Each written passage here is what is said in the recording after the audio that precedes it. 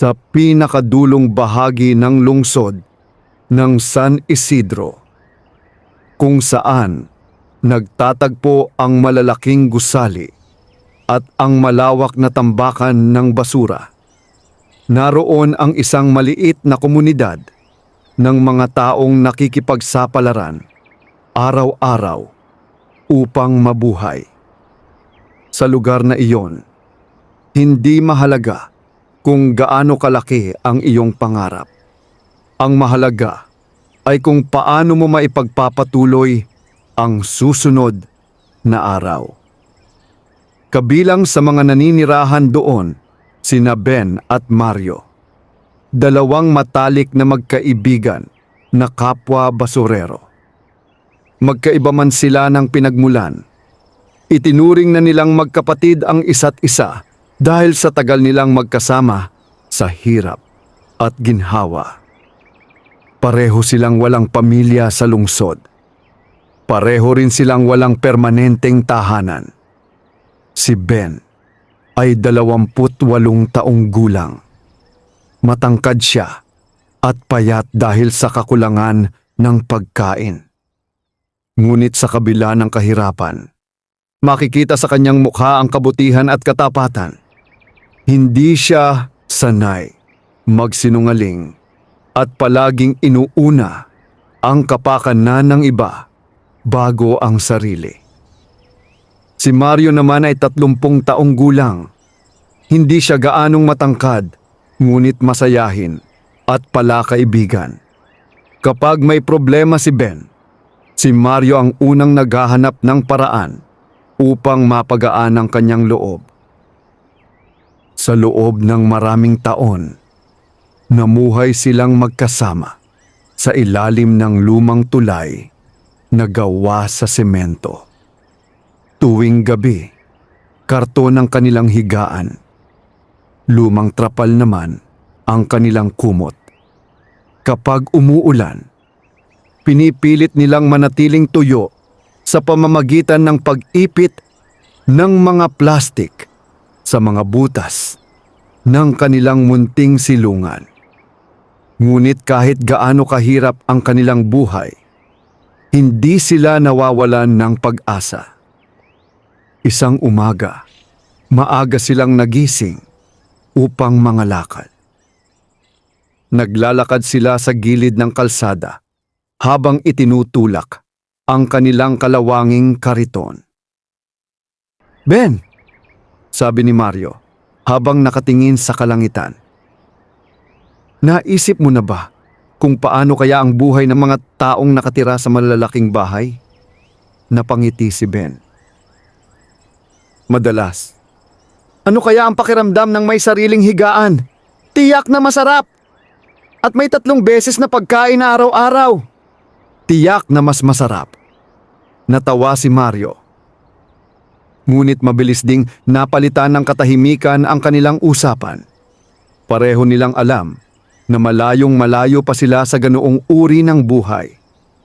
Pagdating nila sa isang malaking pamilihan, nagsimula silang mamulot ng mga bote, karton at bakal na maaari nilang ibenta. Mainit ang araw. Mabigat ang kanilang kariton at kakaunti lamang ang kanilang nakolekta. Pagsapit ng tanghali, halos wala pa silang kinikita. "Magkano na?"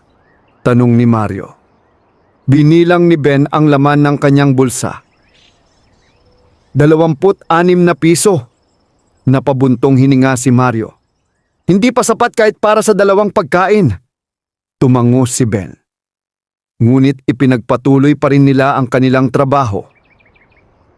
Habang naglalakad sila sa likuran ng palengke, may napansin silang isang matandang babae na hirap magbuhat ng 2 malaking supot. Halos mabitawan na nito ang mga dala. Agad na lumapit si Ben. "Nay, tulungan na po namin kayo." Nagulat ang matanda.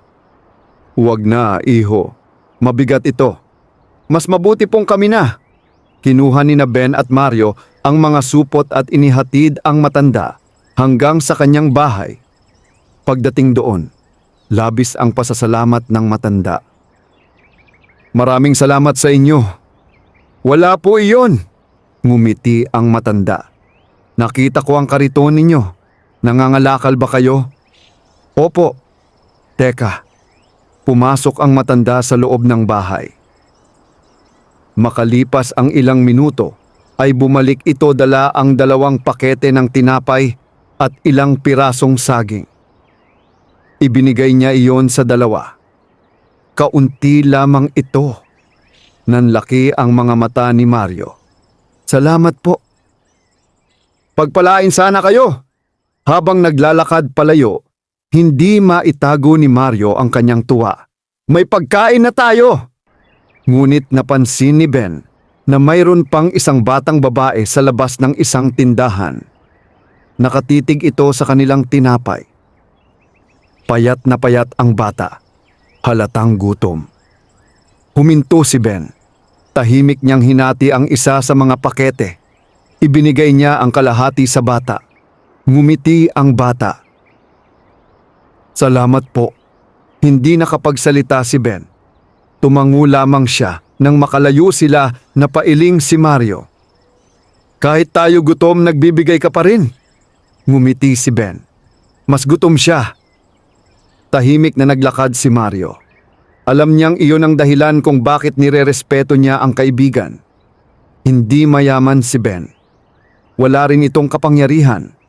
Ngunit mayroon itong pusong bihirang matagpuan. Lumipas ang maghapon. Pagsapit ng gabi, ibinenta nila ang kanilang mga nakolekta. Nakatanggap sila ng 87 piso. Hindi sapat, ngunit kailangan nilang pagkasyahin. Bumili sila ng 2 pakete ng instant noodles at tig-1 tinapay. Pagkatapos ay bumalik sila sa ilalim ng tulay. Habang kumakain, napansin nilang tila mas malamig ang gabi kaysa karaniwan. Mabagal na humihip ang hangin. Tahimik ang paligid. Maging ang mga aso sa kalye ay tila hindi tumatahol. May kakaibang pakiramdam sa hangin na hindi nila maipaliwanag.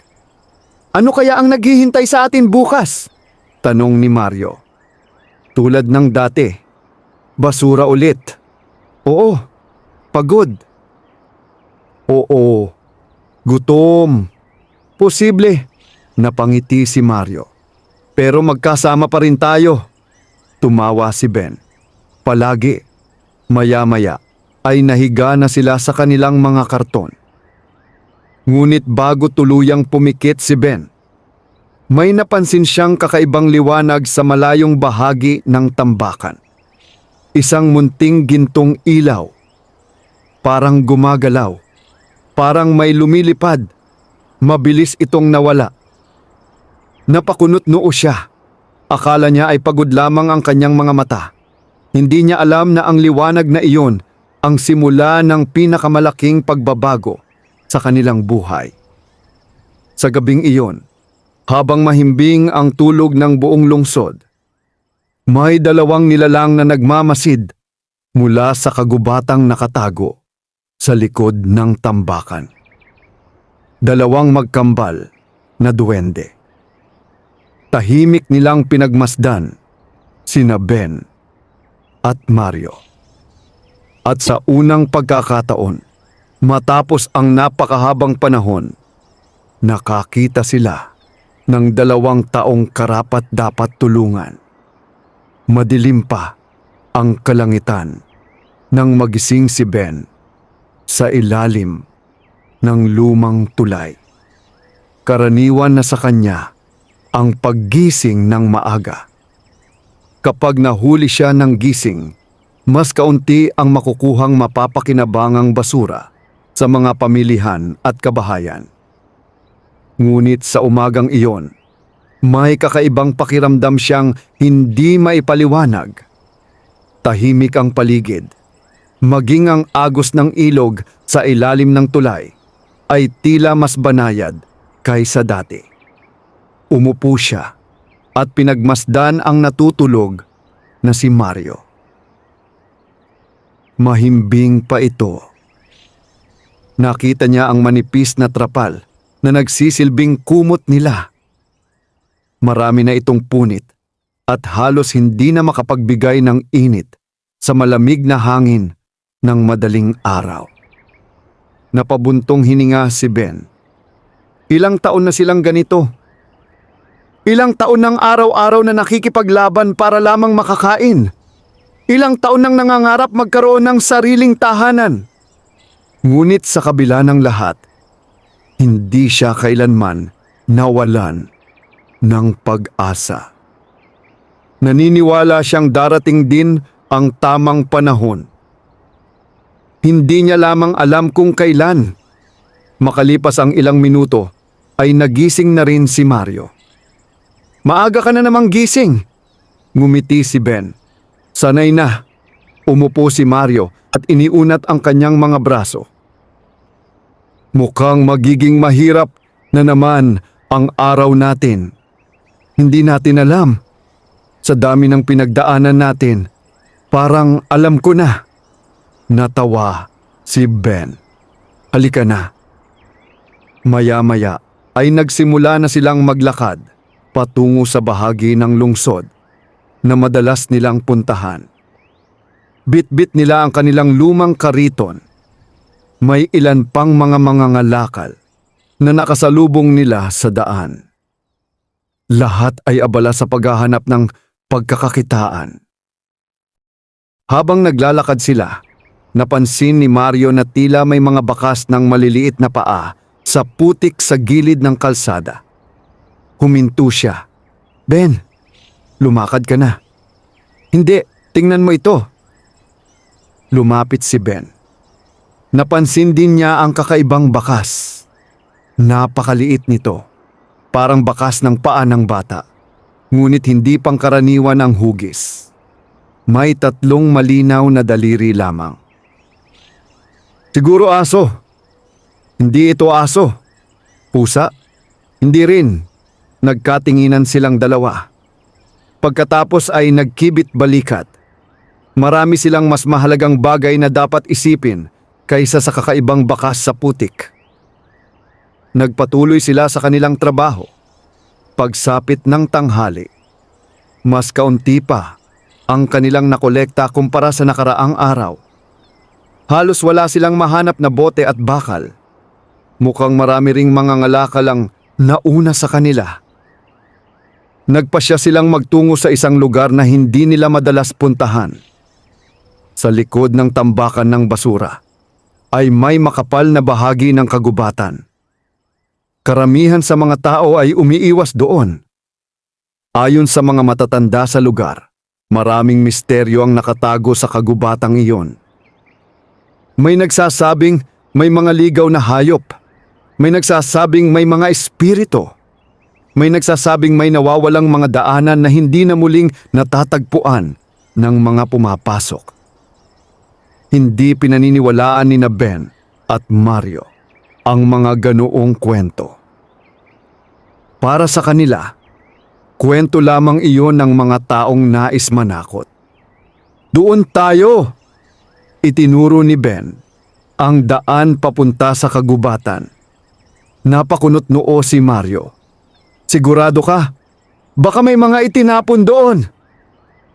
At baka may multo. Napangiti si Ben. Kapag may multo, ikaw ang kakausap. Tama. Sabihin ko sa kanya na wala tayong pera. Nagkatawanan silang dalawa. Pagkatapos ay naglakad sila papasok sa kagubatan. Habang lumalalim sila sa loob, unti-unting nagbago ang paligid. Nawala ang ingay ng lungsod. Nawala ang tunog ng mga sasakyan. Nawala ang sigawan ng mga tao. Ang tanging maririnig ay ang mahinang pag-awit ng mga ibon at ang paggalaw ng mga dahon. May kakaibang kapayapaan sa lugar. Ngunit mayroon ding kakaibang hiwaga. Parang may mga matang nagmamasid sa kanila mula sa likod ng mga puno. Maya-maya ay napansin nilang may isang matandang punong kahoy na napakalaki. Hindi pa sila nakakita ng ganoon kalaking puno sa buong buhay nila. Napakalawak ng puno nito, napakataas ng mga sanga, at tila napakatanda na nito. Grabe, napatingala si Mario. Parang ilang daang taon na ito, tumango si Ben. Habang pinagmamasdan nila ang puno, may nakita silang kakaibang bagay sa paanan nito. Isang maliit na sisidlang yari sa luwad. Lumapit sila.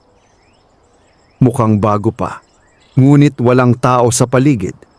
Ano kaya ito? Dahan-dahang binuksan ni Ben ang sisidlan. Laking gulat nila nang makita ang laman. May mga sariwang prutas sa loob. May mangga, may saging, may bayabas, at lahat ay mukhang bagong pitas. Napatingin sila sa isa't isa. May nag-iwan kaya nito? Siguro. Pero bakit dito? Walang nakasagot. Sa loob ng ilang sandali, ay nanatili silang nakatitig sa sisidlan. Pagkatapos ay may narinig silang mahinang boses. Napakababa. Halos hindi marinig. Sa wakas, nanigas silang dalawa. Mabilis silang lumingon. Wala silang nakita. Nagkatinginan sila. Narinig mo yon? O, muling narinig ang boses. Sa wakas, ay dumating na rin sila. Biglang bumilis ang tibok ng kanilang mga puso.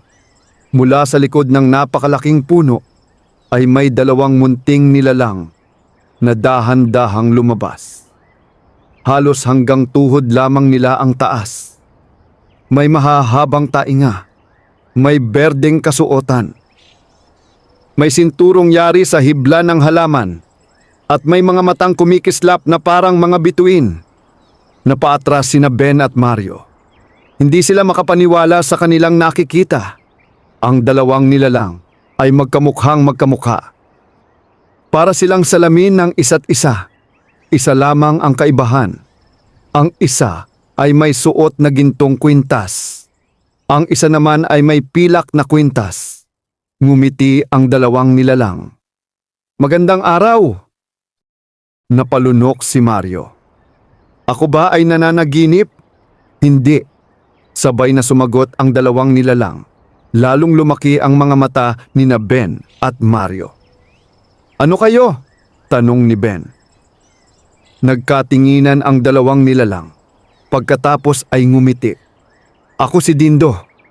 Ako naman si Dindo. Nagulat si Mario. Pareho kayong Dindo? Umiling ang isa. Hindi. Ako si Dindo. Ako si Dindo. Napakamot ng ulo si Mario. Lalo akong nalito. Napatawa ang dalawang nilalang. Sa unang pagkakataon ay napansin ni na Ben na hindi sila nakakatakot. Sa halip, tila mababait ang mga ito. Sa wakas, ay nagsalita ang duwendeng may gintong kwintas. Ako si Dindo. Pagkatapos ay itinuro niya ang kanyang kambal. At siya si Dindoel. Tumango ang isa. Tama. Napabuntong hininga si Mario. Akala ko pareho kayong Dindo. Napangiti ang magkambal. Pagkatapos ay naging seryoso ang kanilang mga mukha. Matamang tiningnan nila sina Ben at Mario. Parang sinusuri ang kanilang pagkatao. Lumipas ang ilang sandali ng katahimikan. Pagkatapos ay nagsalita si Dindo. Matagal namin kayong minamasdan. Nagulat ang dalawang magkaibigan. Ano? Tanong ni Ben. Mula pa noong nakaraang taon. Lalong nagulat si Mario. Bakit? Dahan-dahang ngumiti si Dindoel. Dahil bihira na kaming makakita ng mga taong may mabuting puso. Tahimik ang paligid.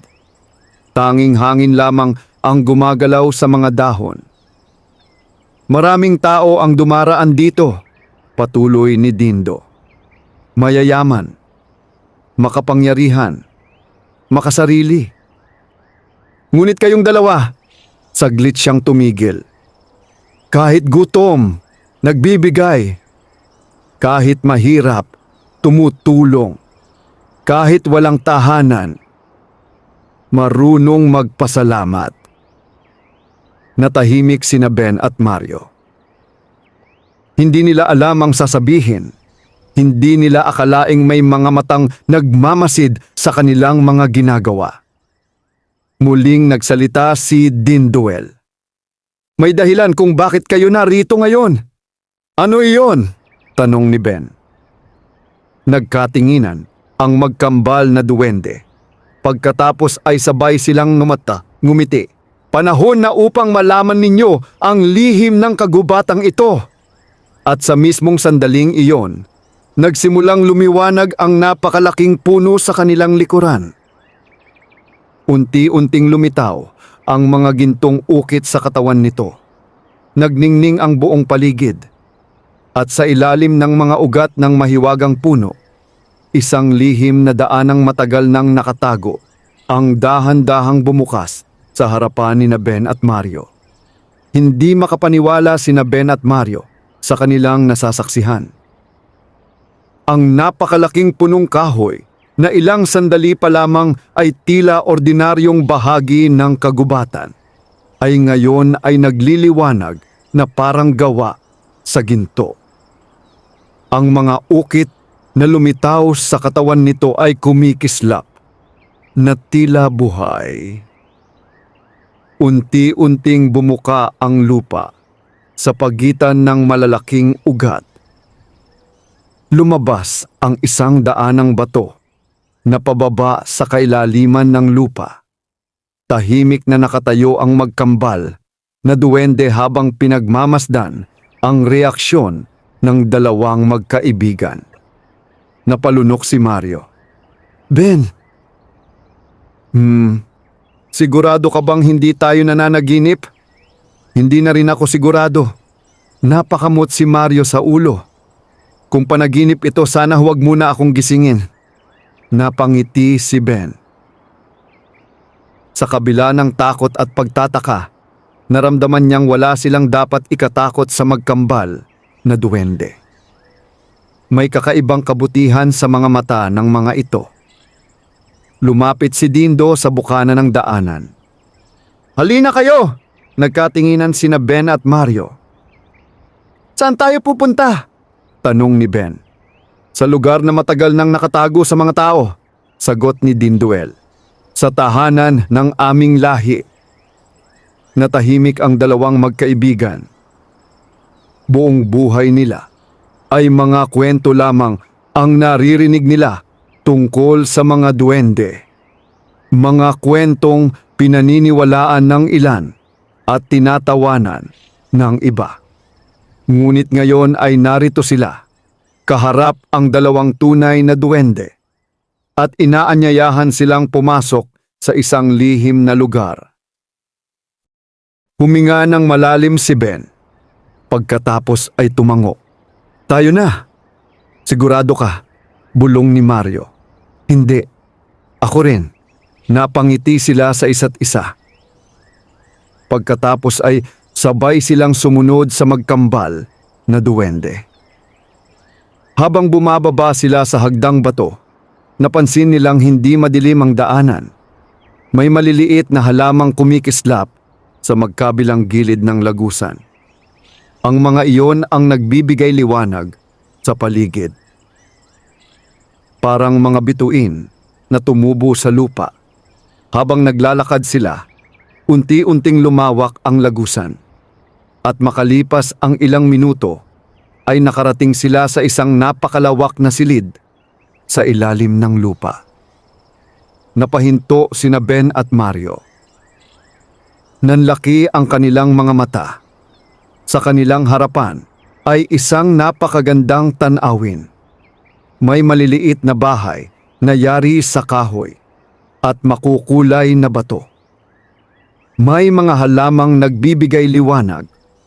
May maliliit na ilog na malinaw ang tubig. May mga punong namumunga ng iba't ibang uri ng prutas. At sa bawat sulok ay may mga duwending abala sa kanilang mga gawain. May nagtatanim, may naglilinis, may gumagawa ng kagamitan. May mga batang duwende ring naglalaro sa damuhan. Parang isang lihim na bayan. Isang bayang hindi alam ng mga tao sa ibabaw ng lupa. Hindi ka panipaniwala, mahinang sabi ni Ben. Ngumiti si Dindo. Maligayang pagdating sa luntian. Ano yon? Tanong ni Mario. Ang pangalan ng aming tahanan. Saglit na tumahimik si Mario habang pinagmamasdan ang paligid. Pagkatapos ay napailing siya. Mas maganda pa ito kaysa sa buong lugar na tinitirhan namin. Hindi nakasagot si Ben dahil totoo ang sinabi ng kanyang kaibigan. Sa unang pagkakataon, sa napakaraming taon, nakakita siya ng lugar na puno ng katahimikan at kasaganaan. Isang bagay na matagal na niyang pinapangarap. Habang naglalakad sila sa loob ng luntian, maraming duwende ang tumingin sa kanila. May ilan na nagulat. May ilan na ngumiti. May ilan na tila nag-aalala. Napansin iyon ni Mario. Bakit parang hindi lahat masaya na nandito kami? Napatingin si Dindo sa paligid. Hindi lahat ng duwende ay nagtitiwala sa mga tao.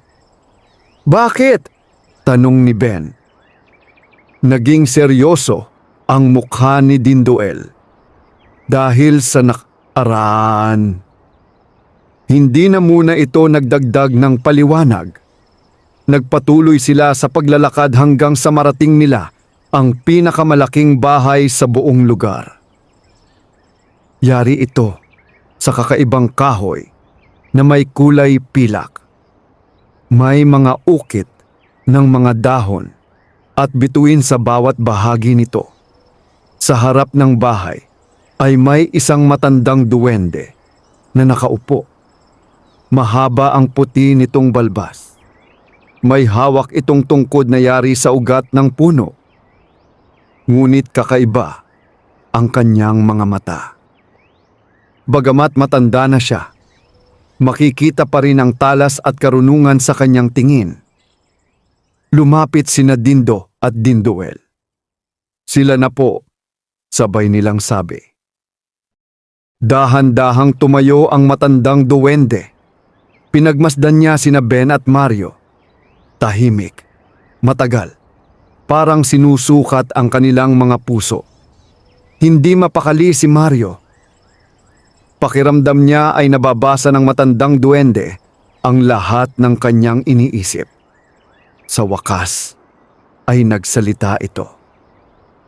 Kayo ba ang dalawang taong pinili ng puno ng liwanag? Nagkatinginan sina Ben at Mario. Wala po kaming alam tungkol doon. Sagot ni Ben. Napangiti ang matanda. Magandang sagot. Lumapit ito. Ako si Punong Gabay Amaru. Magalang na yumuko sina Ben at Mario. Ngumiti ang matandang duwende. Huwag kayong matakot. Pagkatapos ay itinuro nito ang dalawang upuan. Maupo kayo. Sumunod sila. Maya-maya ay may ilang duwende na nagdala ng pagkain. May sariwang prutas. May tinapay. May mainit na sabaw. Hindi napigilan ni Ben at Mario ang kanilang pagtataka. Matagal na silang hindi nakakakita ng ganitong karaming pagkain. Napansin iyon ni Amaru. Kumain muna kayo!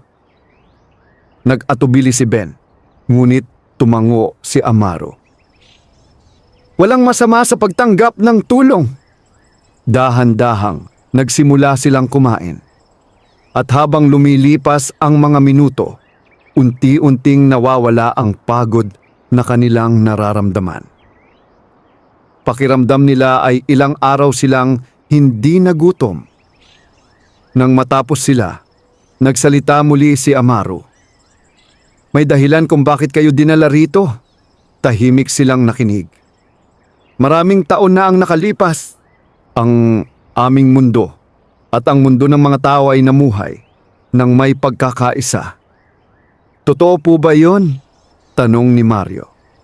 Tumango si Amaru.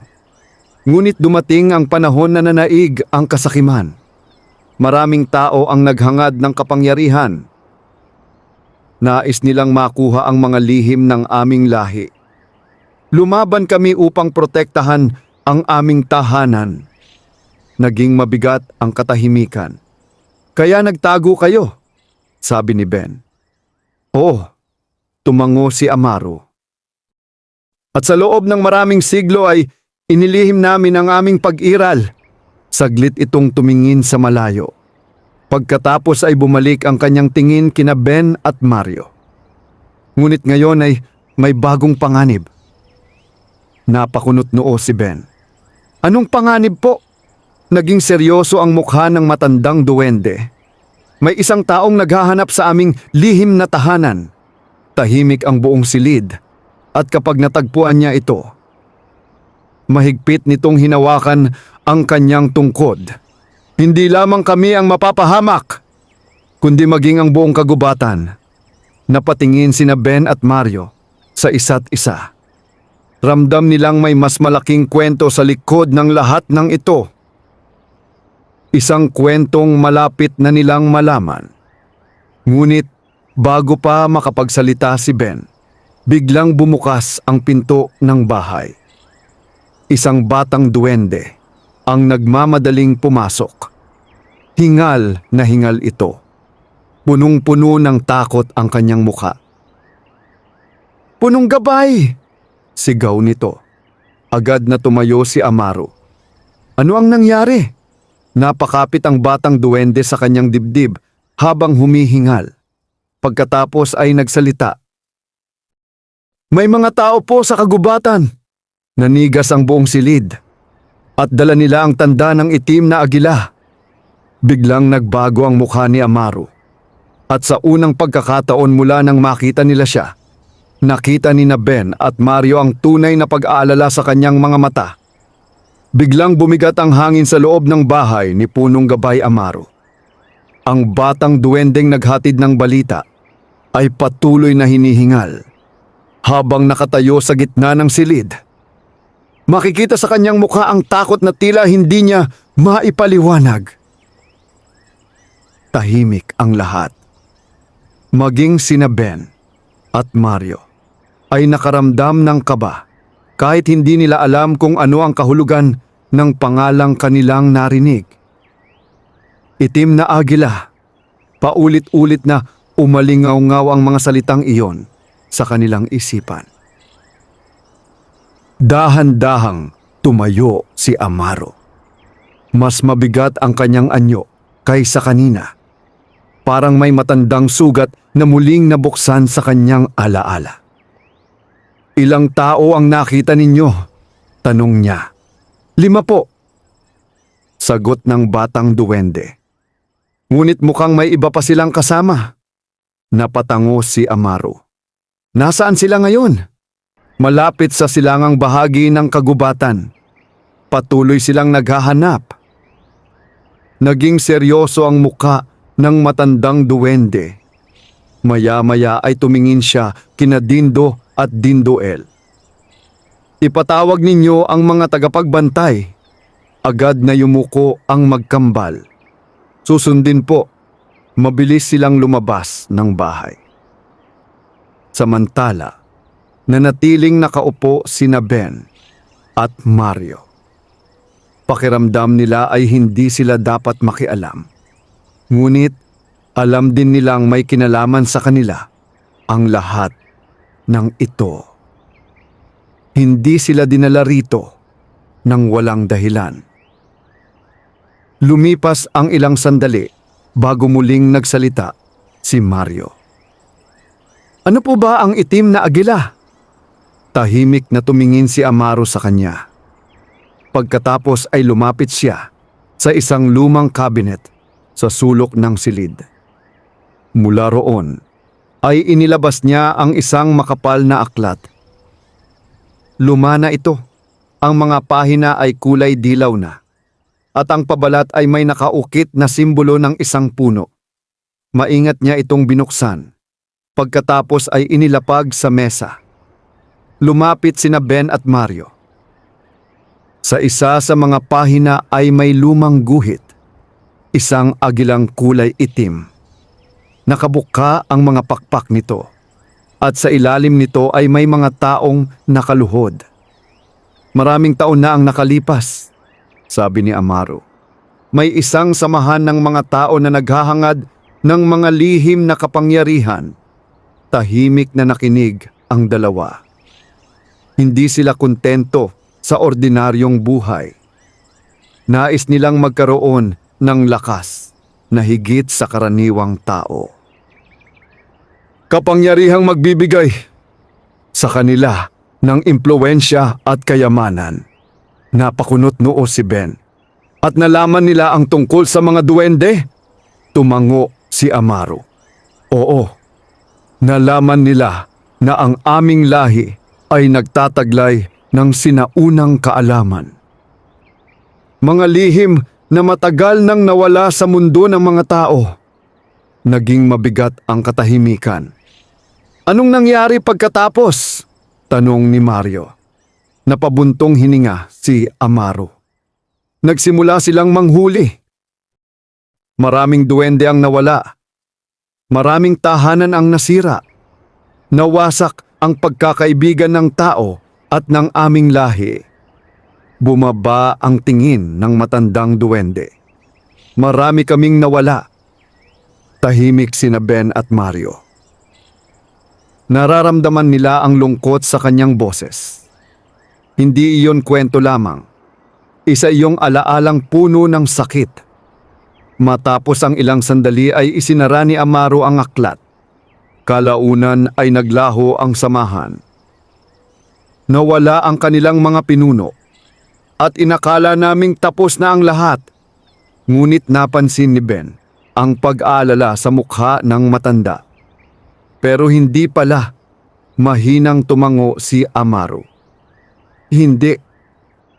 Sa labas ng bahay ay nagsimulang marinig ang tunog ng kampana. 1, 2, 3. Paulit-ulit itong umalingaw-ngaw sa buong luntian. Agad na naging abala ang mga duwende. Ang ilan ay nagtipon sa gitna ng pamayanan. Ang iba naman ay nagtungo sa mga bantayang tore. Lumabas sina Ben at Mario kasama si Amaro. At sa unang pagkakataon ay nakita nila ang buong pamayanan na kumikilos bilang isa. Walang kaguluhan, walang sigawan. Ngunit makikita ang pag-iingat sa bawat kilos. Makalipas ang ilang minuto ay dumating sina Dindo at Dindoel kasama ang 4 na malalakas na duwende. Mas matangkad ang mga ito kaysa karaniwan. May dala silang mga sibat na yari sa kakaibang kahoy. Lumapit sila kay Amaro. Nakahanda na po kami, tumango ang matanda. Magbantay sa mga lagusan. Siguraduhing walang makasusunod sa ating bakas. Sundin po. Agad silang umalis. Habang pinagmamasdan ni na Ben at Mario ang mga pangyayari, napansin nila ang isang batang duwendeng nakaupo sa ilalim ng puno. Mukhang natatakot ito. Mag-isa. Tahimik na umiiyak. Lumapit si Ben. Anong pangalan mo? Nagulat ang bata. Milo, bakit ka umiiyak? Napatingin ito sa lupa. Natatakot po ako. Sa mga tao? Mahinang tumango ang bata. Natatakot akong mawala ang tahanan namin. Hindi agad nakasagot si Ben. Dahil naalala niya ang pakiramdam ng mawalan ng tahanan. Alam niya kung gaano kasakit iyon. Dahan-dahan siyang ngumiti. Huwag kang mag-alala. Tumingin sa kanya ang bata. Talaga po? Oo. Kahit ano pa ang mangyari, may mga taong handang tumulong. Naging mas maliwanag ang mukha ng batang duwende. At sa unang pagkakataon ay ngumiti ito. Mula sa di kalayuan ay pinagmamasdan iyon ni na Amaro, Dindo at Dindoel. Tama ang inyong nakita sa kanila, mahinang sabi ni Amaro. Tumango ang magkambal. May kabutihan sa kanilang puso! Lumipas ang maghapon. Patuloy ang pagbabantay ng mga duwende. Samantala, pinasyal ni na Dindo at Dindoel sina Ben at Mario sa iba't ibang bahagi ng luntian. Ipinakita nila ang mga taniman, ang ilog ng malinaw na tubig, ang mga halamang nagbibigay liwanag, at maging ang sinaunang bulwagan kung saan iniingatan ang kasaysayan ng kanilang lahi. Habang naglalakad sila, unti-unting napalapit ang loob ng dalawang magkaibigan sa mga duwende. Hindi nila naramdamang sila ay mga estranghero. Sa halip, tila tinatanggap sila bilang bahagi ng komunidad. Ngunit habang papalubog ang araw sa mundo, sa ibabaw ng lupa, isang hindi inaasahang pangyayari ang naganap. Isang bantay na duwende ang nagmamadaling dumating sa gitna ng pamayanan. Hingal na hingal ito, agad itong lumapit kay Amaro. Ano ang balita? Tanong ng matanda. Napakapit ang bantay sa kanyang sibat. Natagpuan nila ang isa sa mga lihim na palatandaan. Biglang natahimik ang paligid, lalong bumigat ang mukha ni Amaro. Ilang araw na lamang bago nila matuklasan ang tunay na daan. Napalunok sina Ben at Mario. Nararamdaman nilang papalapit na ang panganib. Ngunit hindi pa iyon ang pinakanakakabahala. Dahil maya-maya ay may isa pang bantay na dumating. Mas takot ang mukha nito. Mas mabilis ang kanyang paghinga. Punong gabay! Sigaw nito. Ano na naman? Tanong ni Amaro. Huminto ang bantay sa kanyang harapan. Pagkatapos ay nagsalita. May kasama silang manghuhula. Nanigas si Amaro. Maging sina Dindo at Dindoel ay napatingin sa isa't isa. Ano ang ibig mong sabihin? Mahinang sumagot ang bantay. May dala silang isang matandang babae at alam niya kung saan dapat maghanap. Sa unang pagkakataon ay nakita ni na Ben at Mario ang tunay na takot sa mukha ng mga duwende. Dahil tila may taong papalapit na may kakayahang tuklasin ang lahat ng kanilang itinagong lihim. Mabigat ang katahimikan na bumalot sa buong luntian matapos marinig ang balita tungkol sa matandang babaeng kasama ng mga taong may tanda ng itim na agila. Ang mga duwende ay nagtipon sa gitna ng kanilang pamayanan. May mga bulungan, may mga mukhang puno ng pag-aalala. May mga batang duwende na mahigpit na yumayakap sa kanilang mga magulang. Samantala, tahimik na nakatayo sina Ben at Mario sa tabi ni na Dindo at Dindoel. Bagaman hindi pa nila lubos na nauunawaan ang lahat ng nangyayari, malinaw sa kanila na seryoso ang banta na kinakaharap ng mga duwende. Lumapit si Punong Gabay Amaro sa gitna ng pagtitipon. Nakatahimik ang lahat nang itaas niya ang kanyang tungkod. Aking mga kasama, agad na tumahimik ang buong lugar. Marami na tayong nalampasang pagsubok sa loob ng mahabang panahon. Tumingin siya sa bawat duwending naroroon. Ngunit ang pagsubok na ito ay naiiba.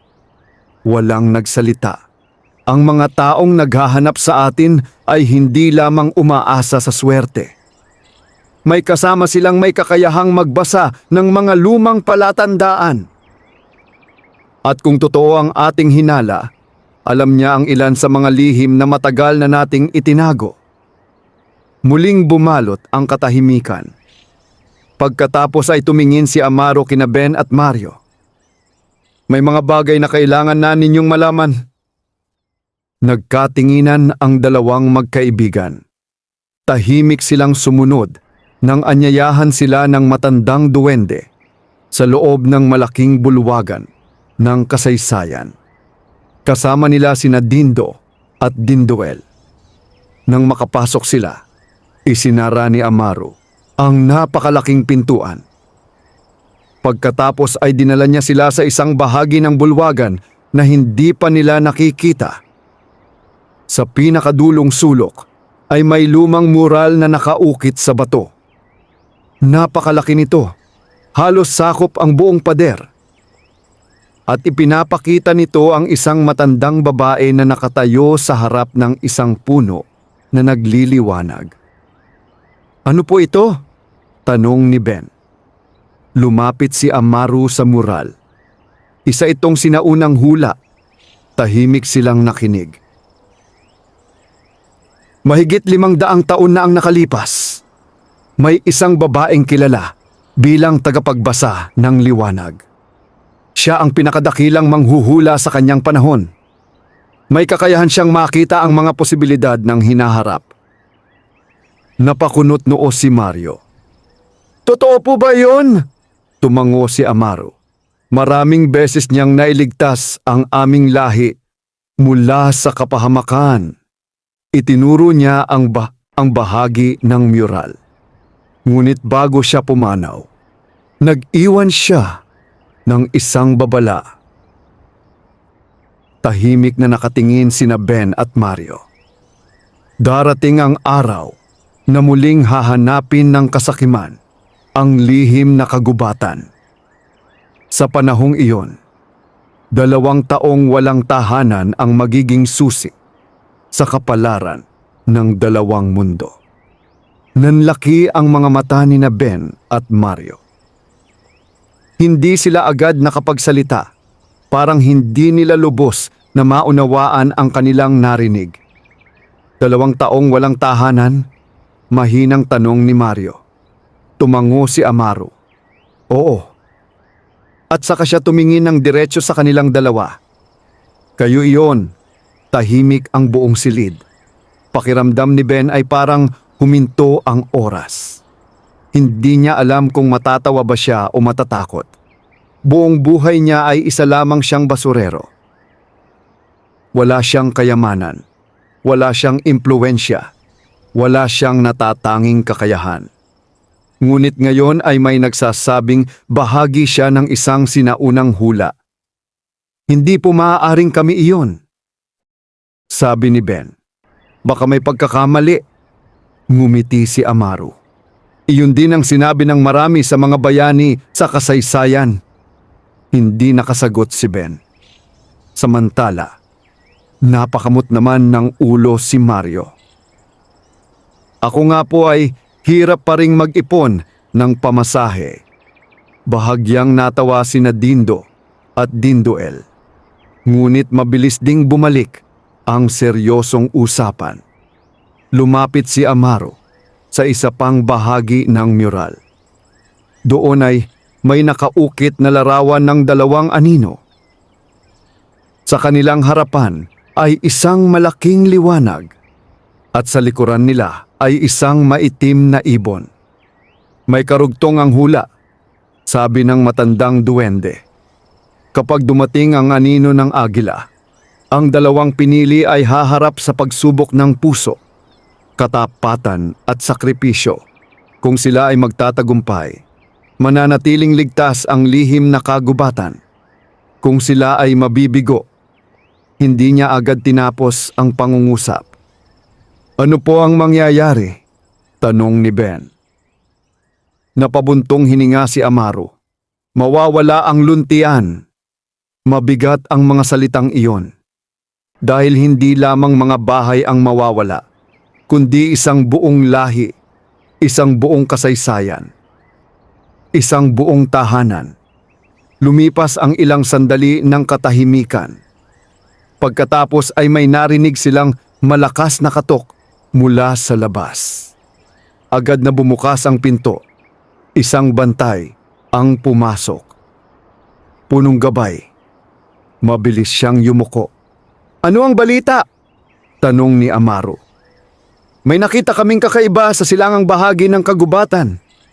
Napakunot-no ang matanda. "Ano yon?" Huminga ng malalim ang bantay. May mga simbolong nakaukit sa mga puno.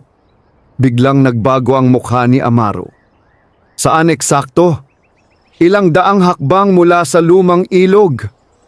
Napabuntong hininga ang matandang duwende. Parang may bagay siyang kinatatakutan na unti-unting nagkakatotoo. "Ano po ang ibig sabihin noon?" tanong ni Mario. Tahimik na sumagot si Amaro. Ang matandang manghuhula. Natutuklasan na niya ang mga sinaunang marka. At kapag natagpuan niya ang lahat ng marka, matatagpuan din niya ang daan papunta rito. Muling bumalot ang katahimikan. Pagkatapos ay may isang bagay na naisip si Ben. "Kung alam ninyong may panganib, bakit hindi na lamang kayo lumipat?" Napatingin sa kanya si Amaro. At sa unang pagkakataon ay may lungkot na lumitaw sa kanyang mga mata.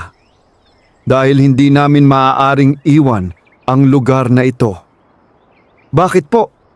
Lumapit ang matanda sa isang malaking bintanang yari sa kristal. Mula roon ay tanaw ang gitna ng luntian.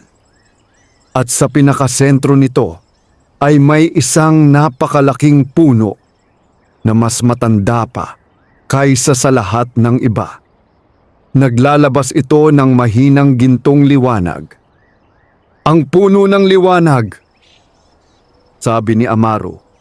"Iyan ang puso ng aming mundo. Habang buhay ito, buhay ang aming pamayanan.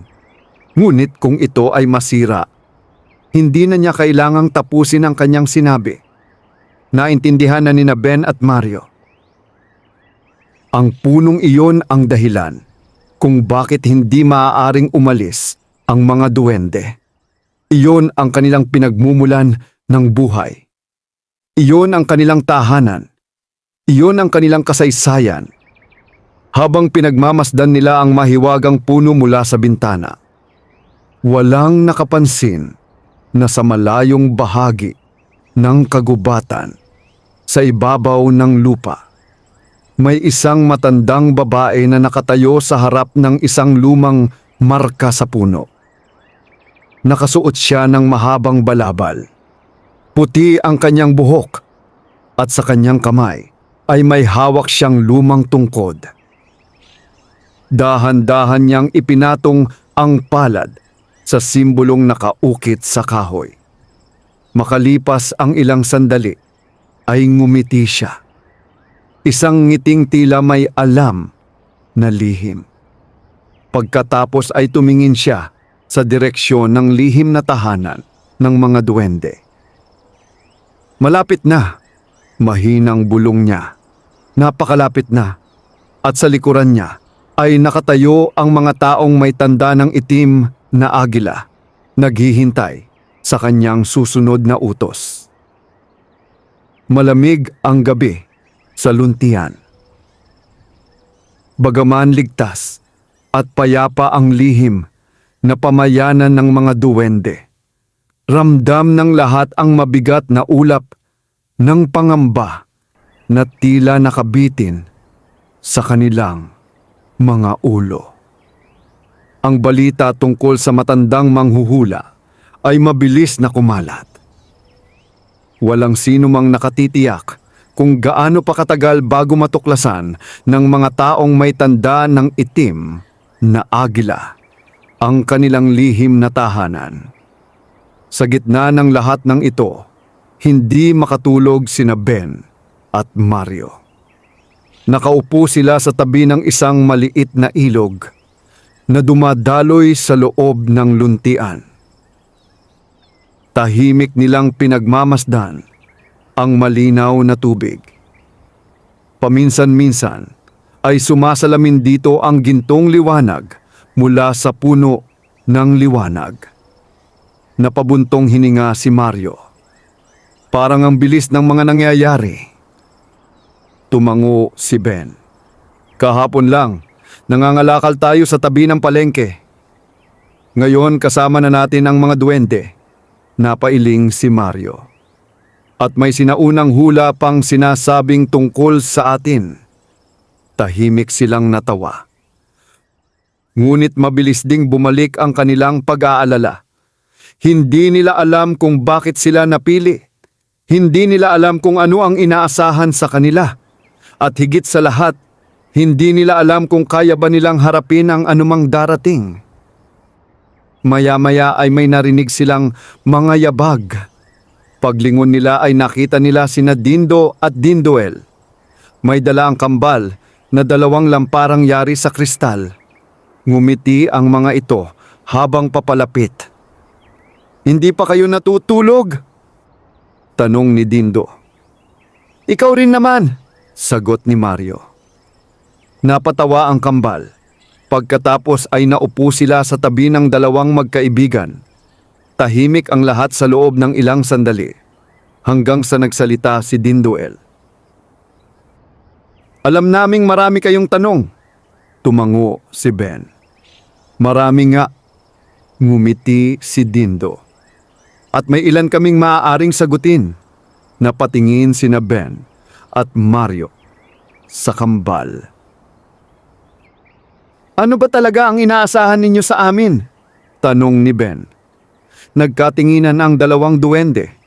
Pagkatapos ay naging seryoso ang kanilang mga mukha. "Ang totoo," sabi ni Dindo. "Hindi rin namin alam." Nagulat ang 2 magkaibigan. "Ano?" tanong ni Mario.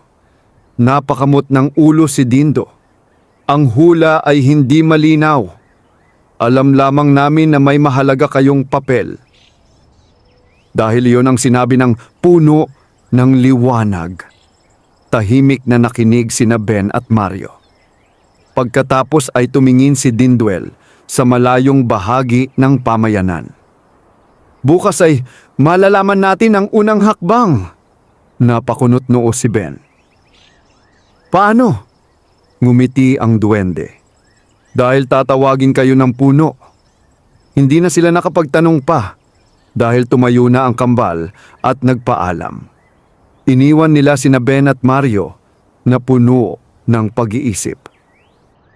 Kinabukasan, maaga pa lamang ay nagising na ang buong luntian. May kakaibang sigla sa paligid, parang may mahalagang pangyayaring magaganap. Tinawag sina Ben at Mario sa gitna ng pamayanan. Doon ay naghihintay si Punong Gabay Amaro. Kasama rin ang maraming duwende. At sa kanilang likuran ay ang napakalaking puno ng liwanag. Mas maliwanag ito kaysa dati. Parang may sariling araw na nakatago sa loob nito. Lumapit ang 2 magkaibigan. "Ano po ang mangyayari?" tanong ni Mario. Hindi agad sumagot si Amaro. Sa halip ay itinuro niya ang puno. "Lumapit kayo." Nagkatinginan sina Ben at Mario. Pagkatapos ay sumunod.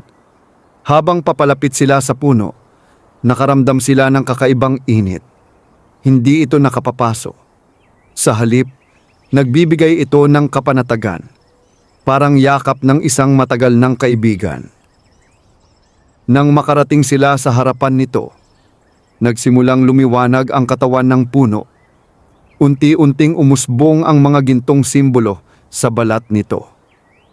At maya-maya ay may lumitaw na isang larawan, isang bundok, isang talon, at isang kumikislap na bato. Napatingin ang lahat. Tahimik ang buong pamayanan. Pagkatapos ay may lumabas na mga salita sa katawan ng puno. Hanapin ang bato ng katapatan. Nanlaki ang mga mata ni na Ben at Mario. Maging si Amaru ay tila nagulat. Ang unang pagsubok. Mahinang sabi niya. Ano po ang bato ng katapatan? Tanong ni Ben. Lumapit si Amaru. Isa itong sinaunang bagay. Matagal nang nawawala. At ayon sa alamat, tanging mga taong may malinis na puso ang maaaring makahanap nito. Tahimik na nakinig ang lahat. Mahalaga ba ito? Tanong ni Mario. Tumango si Amaru. Napakahalaga. Dahil isa ito sa 3 susi na binanggit sa sinaunang hula. Muling bumigat ang katahimikan. 3 susi. Ibig sabihin, simula pa lamang ito. Lumapit sina Dindo at Dinduel. Kami ang magiging gabay ninyo. Ngumiti ang kambal. Kaya hindi kayo nag-iisa. Bahagyang gumaan ang loob ni na Ben at Mario. Ngunit hindi pa rin nawawala ang kaba. Makalipas ang ilang oras, ay naghanda sila para sa paglalakbay. Binigyan sila ng pagkain at tubig. May dala ring maliit na bag ang kambal na duwende. Bago sila umalis, lumapit sa kanila ang batang duwendeng si Milo. May dala itong maliit na palawit na yari sa kahoy. Inabot niya ito kay Ben. Para po sa inyo, nagulat si Ben. Ano ito? Pamahiin po namin, sabi ni Milo. Nagdadala raw ng swerte. Napangiti si Ben. Salamat. Masayang tumango ang bata. Pagkatapos ay tumakbo na ito pabalik sa kanyang pamilya. Hindi nagtagal ay nagsimula na ang kanilang paglalakbay. Lumabas sila sa lihim na lagusan at muling narating ang kagubatan sa ibabaw ng lupa. Tahimik ang paligid, ngunit mas malinaw na ngayon sa kanila ang panganib. Dahil sa bawat hakbang nila ay maaari silang makita ng mga taong naghahanap sa luntian. Lumipas ang ilang oras ng paglalakad. Tinahak nila ang makakapal na bahagi ng kagubatan. Tumawid sila sa mabababang ilog, umakyat sa mabatong daan, at pagsapit ng hapon, ay narating nila ang paanan ng isang bundok. Napahinto si Dindo. Itong lugar na ito, tumango si Dinduel. Nasa alamat, napatingala sina Ben at Mario. Sa di kalayuan ay maririnig ang lagaslas ng tubig. Isang malaking talon, katulad ng nakita nila sa ipinakitang larawan ng puno. Malapit na tayo, sabi ni Dindo. Ngunit bago pa sila makapagpatuloy, may narinig silang mga boses. Agad silang nagtago sa likod ng mga bato. Dahan-dahang sumilip si Ben at nanigas siya. Sa kabilang bahagi ng daan ay may 3 lalaking nakasuot ng maitim na kasuotan. Sa kanilang mga balikat ay nakaburda ang simbolo ng isang itim na agila. Tahimik silang nagmamasid sa paligid, parang may hinahanap din. Naramdaman ni Ben ang mabilis na pagtibok ng kanyang puso. Dahil sa unang pagkakataon, kaharap na nila ang mga taong nagbabanta sa luntian.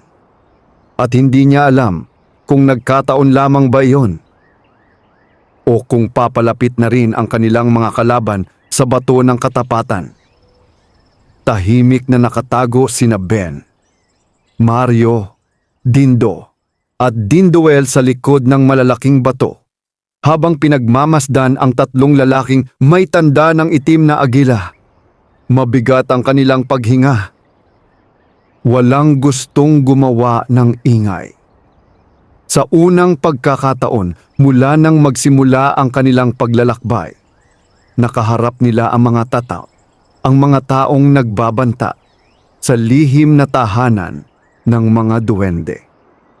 Maya-maya ay nagsalita ang isa sa mga lalaki. Sigurado akong malapit na tayo. Mahina, ngunit malinaw ang kanyang tinig. Tumingin siya sa isang lumang piraso ng papel na hawak niya. Mukhang mapa ito. Ang sabi ng matandang manghuhula, may mahalagang bagay na nakatago malapit sa talon. Tumango ang kanyang kasama. At kapag nakuha natin iyon, mas mapapadali ang paghahanap sa lihim na lugar. Nanlamig ang pakiramdam ni Ben. Mukhang pareho ang kanilang pakay. Naghahanap din ang mga ito ng bato ng katapatan. Lumapit si Dindo at bumulong. Kailangan nating mauna, tumango si Ben. Pero paano tayo makakalampas? Nag-isip sandali si Dindoel. Pagkatapos ay ngumiti. May kislap ng kakulitan sa kanyang mga mata. Ako na ang bahala. Bago pa makapagtanong ang iba, mabilis siyang gumapang sa damuhan at nagtungo sa kabilang bahagi ng kagubatan. Ilang sandali ang lumipas. Pagkatapos ay biglang may malakas na kaluskos na nagmula sa malayo. Agad na napalingon ang tatlong lalaki. Ano yon? Tanong ng isa. Muling narinig ang kaluskos. Mas malakas. Parang may malaking hayop. Mabilis na hinugot ng mga lalaki ang kanilang mga sandata. Tingnan natin, sabi ng pinuno. Nagmadali silang tumakbo patungo sa direksyon ng ingay. Nang mawala sila sa paningin, lumitaw si Dindoel mula sa likod ng isang puno. Nakangiti. Ano ang ginawa mo? Bulong ni Mario. Tinapakan ko ang isang lumang palumpong, sagot nito. Napailing si Mario. Hindi ko akalaing ganoon lang kasimple. Nagpatuloy sila sa kanilang paglalakbay. Makalipas ang halos isang oras, ay narating nila ang malaking talon. Napakaganda nito. Bumabagsak ang malinaw na tubig mula sa mataas na bahagi ng bundok. Kumikislap ito sa sinag ng araw, ngunit may kakaiba sa lugar. Tahimik ito, napakatahimik. Parang may naghihintay. Lumapit si Dindo sa gilid ng talon. Pagkatapos ay itinuro niya ang isang bahagi ng batuhan. Tingnan ninyo. Napansin ni Ben at Mario ang isang simbolong nakaukit sa bato. Kapareho ito ng mga simbolong nakita nila sa puno ng liwanag. Dahan-dahang lumapit si Ben. Nang idampi niya ang kanyang kamay sa ukit, biglang kumislap ang simbolo. Umalingaw-ngaw ang mahinang ugong sa paligid at maya-maya ay gumalaw ang bahagi ng batuhan. Unti-unti itong bumukas. Lumitaw ang isang lihim na lagusan sa likod ng talon. Nanlaki ang mga mata ni Mario. May lagusan! Ngumiti sina Dindo at Dindoel. Alam naming narito ito. Pumasok sila sa loob. Madilim sa simula. Ngunit habang lumalalim sila sa lagusan, may mga kristal na nagbibigay liwanag sa mga dingding. Pagkaraan ng ilang minuto, ay nakarating sila sa isang malawak na kuweba. Napahinto silang lahat. Sa gitna ng kuweba ay may pedestal na yari sa puting bato. At sa ibabaw nito ay nakapatong ang isang kumikislap na kristal. Maliit lamang ito, kasya sa palad. Ngunit ang liwanag na ibinubuga nito ay sapat upang paliwanagin ang buong kuweba. Ang bato ng katapatan, mahinang sabi ni Dindo. Naramdaman ni Ben at Mario ang kakaibang init mula sa kristal. Parang may buhay ito, parang may sariling kamalayan. Dahan-dahang lumapit si Ben, ngunit bago pa niya mahawakan ng bato, biglang umalingaw-ngaw ang isang tinig sa loob ng kuweba. Malalim, matatag, at tila nagmumula sa lahat ng direksyon. Ang naghahangad sa bato ng katapatan ay dapat sumailalim sa pagsubok. Napaatras sila, maging sina Dindo at Dindoel ay nagulat. Muling nagsalita ang mahiwagang tinig. Ang katapatan ay hindi nasusukat sa salita. Ito ay nasusukat sa pagpili. Biglang nagliwanag ang buong kuweba. Napapikit sina Ben at Mario. At nang muli nilang idilat ang kanilang mga mata, nagbago ang paligid. Nawala ang kuweba. Nawala ang talon. Nawala ang kambal na duwende. Biglang nakita ni Ben ang kanyang sarili sa isang malaking bahay. May malambot na higaan. May maayos na kasangkapan. May masarap na pagkain sa mesa. Hindi siya makapaniwala. Ito ang uri ng buhay na matagal na niyang pinapangarap. Pagkatapos ay may lumapit na isang lalaking nakasuot ng mamahaling damit. Ngumiti ito. Ben, ano ito? Tanong niya. Narito ang buhay na nararapat para sa iyo. Sagot ng lalaki. Napatingin si Ben sa paligid. Parang tunay na tunay ang lahat. Wala ka ng kahirapan. Wala ka ng gutom. Wala ka ng problema. Tahimik siyang nakinig. Pagkatapos ay muling nagsalita ang lalaki. Ngunit may isang kapalit. Ano yon? Makalilimutan mo ang lahat. Ang iyong nakaraan. Ang mga duwende. At si Mario. Nanigas si Ben. Parang tumigil ang oras. Makalimutan si Mario? Ang kanyang kaibigan? Ang taong tumulong sa kanya sa pinakamahihirap na panahon ng kanyang buhay? Hindi. Hindi niya magagawa yon. Unti-unting umiling si Ben. Ayaw ko! Nawala ang ngiti ng lalaki. Sigurado ka? Oo. Mas pipiliin kong maging mahirap kaysa iwan ang kaibigan ko. Biglang naglaho ang buong paligid. Kasabay nito, sa kabilang bahagi ng pagsubok, may sariling pangitain si Mario. Nakita niya ang kanyang sarili na may malaking negosyo. May sariling bahay. May maraming pera. May paggalang mula sa lahat. Ngunit may kapalit din. Kailangan niyang ibigay sa mga taong may tanda ng itim na agila ang lokasyon ng luntian. Tahimik siyang nakatingin sa alok. Buong buhay niyang pinangarap ang magkaroon ng sariling tahanan. Ngunit nang maalala niya ang mga duwendeng tumanggap sa kanila. Si Milo, sina Dindo at Dindoel, si Amaro. Unti-unti siyang ngumiti, pagkatapos ay umiling. Hindi, sabi niya, hindi ko ipagpapalit ang mga kaibigan ko. Sa mismong sandaling iyon, naglaho rin ang kanyang pangitain. Muling bumalik ang kuweba. Nakaharap na muli nila ang isa't isa. At sa gitna ng pedestal ay lalong lumiwanag ang bato ng katapatan. Umalingaw-ngaw muli ang mahiwagang tinig. Napatunayan ninyo ang katapatan ng inyong mga puso. Kayo ay karapat-dapat. Dahan-dahang lumutang ang kristal mula sa pedestal. Lumapit ito kay Ben at kusang pumatong sa kanyang palad. Kaagad na kumalat ang mainit na liwanag sa buong kuweba. Ngunit bago pa sila makapagdiwang, may narinig silang palakpak mula sa bukana ng lagusan.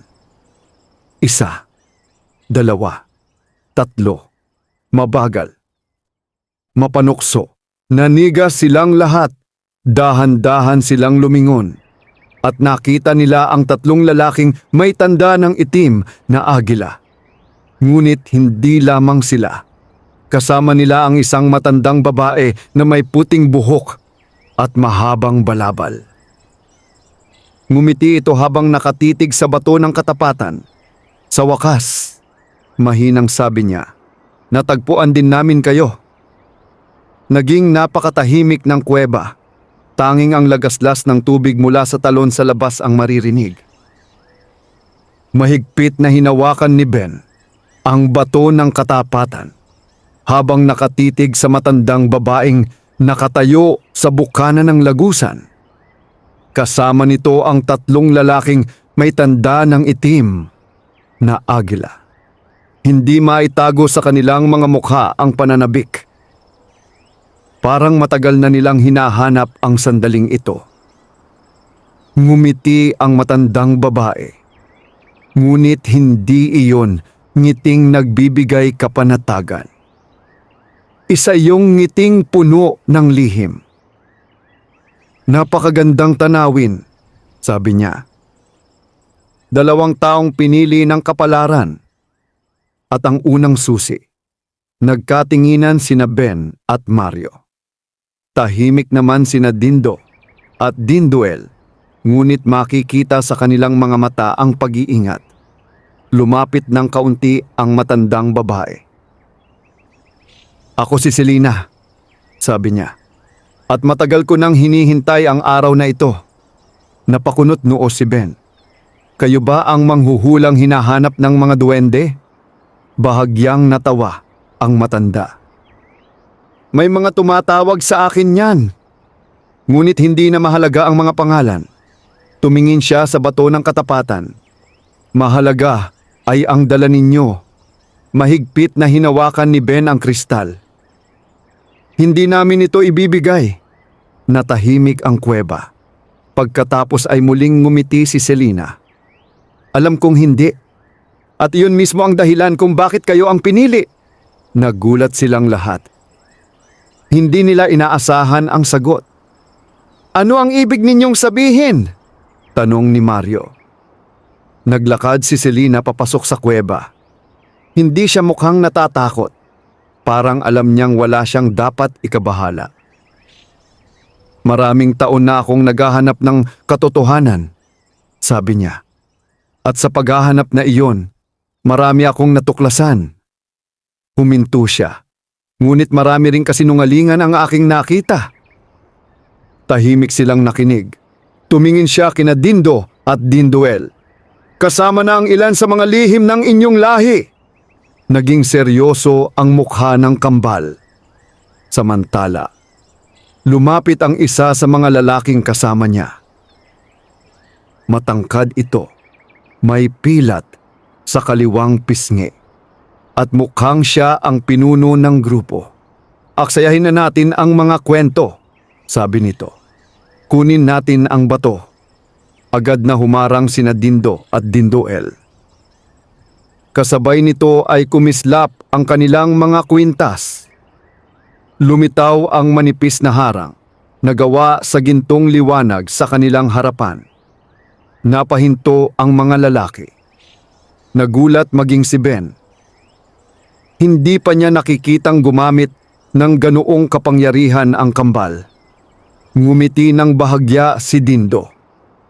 "Hanggang dito lang kayo." Naging tensyonado ang paligid. Maaari sumiklab ang labanan anumang sandali. Ngunit bago pa mangyari iyon, ay itinaas ni Selina ang kanyang kamay. "Huwag!" Agad na tumigil ang mga lalaki. Napatingin silang lahat sa matanda. "Ngayon ay hindi pa ang tamang panahon," sinabi niya. Nagulat maging ang kanyang mga kasama. Ngunit tumigil, matigas niyang sabi. Natahimik ang mga lalaki. Pagkatapos ay tumingin muli si Selina kina Ben at Mario. "Makinig kayong mabuti." Tahimik ang buong kuweba. "Dahil hindi na tayo muling magkakaroon ng pagkakataong mag-usap ng ganito." Napakunot noo si Ben. "Anong gusto ninyong sabihin?" Huminga ng malalim ang matanda. Pagkatapos ay sinabi niya ang isang bagay na ikinagulat nilang lahat. Ang tunay na panganib ay hindi ang itim na agila. Nanigas sina Dindo at Dinduel. Ano? Tanong ni Mario. Totoo, sagot ni Selina. May mas malaking lihim na hindi sinasabi sa inyo. Napatingin ang lahat sa kambal na duwende, ngunit hindi agad nagsalita ang mga ito. Napansin iyon ni Ben.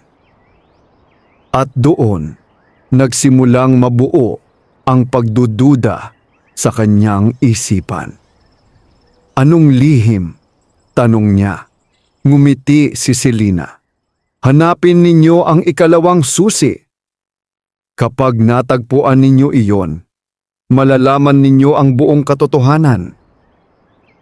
Naging mas magulo ang isip ni Ben at Mario. Pakiramdam nila ay may bahagi ng kwento na hindi pa nila nauunawaan. May mga bagay na hindi sinasabi sa kanila at mukhang alam iyon ng matandang babae.